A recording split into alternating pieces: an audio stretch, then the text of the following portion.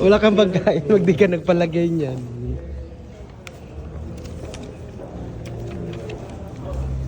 Ako rin.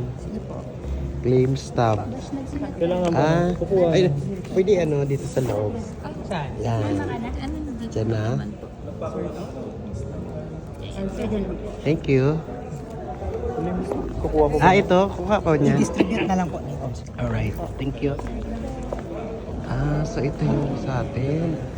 Kala ko yun doon sa kabila. Mas maganda talaga yung tsura pa lang.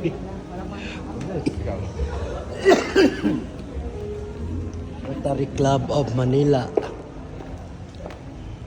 Ang unang club sa Pilipinas at sa Asia. Itinatag ni Leon Lambert at ng 4 na iba pang Amerikano 1919 mula sa 38 original na mga kasapi. Ginanap ang unang pagpupulong sa Fiesta Pavilion ng Manila Hotel Enero 12 Siyam.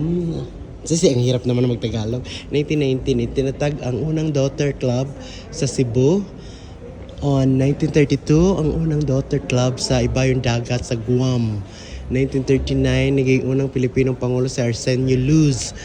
During that time in 1933, and then tinlaga bilang kasaping pandangal si General Douglas MacArthur sa Corregidor.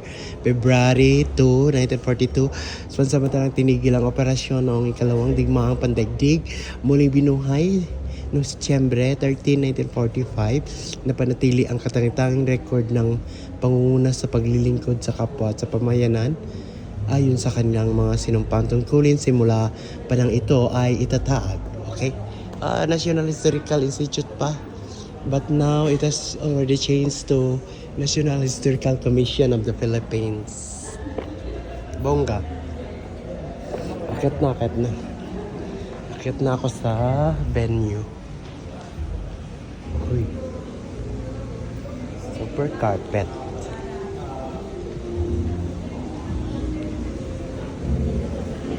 Bongga talaga itong Manila Hotel. Ay, so this is the venue. Grabe. Kabog. Solo picture talaga.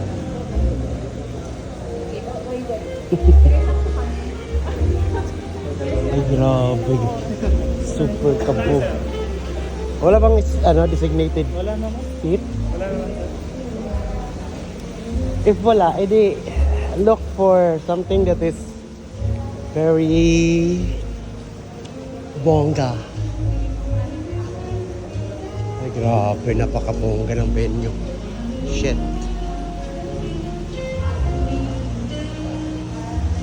Grabe talaga pag pumasok ka dito sa Manila Hotel. As if you are in a palace, really. Palasyo talaga siya.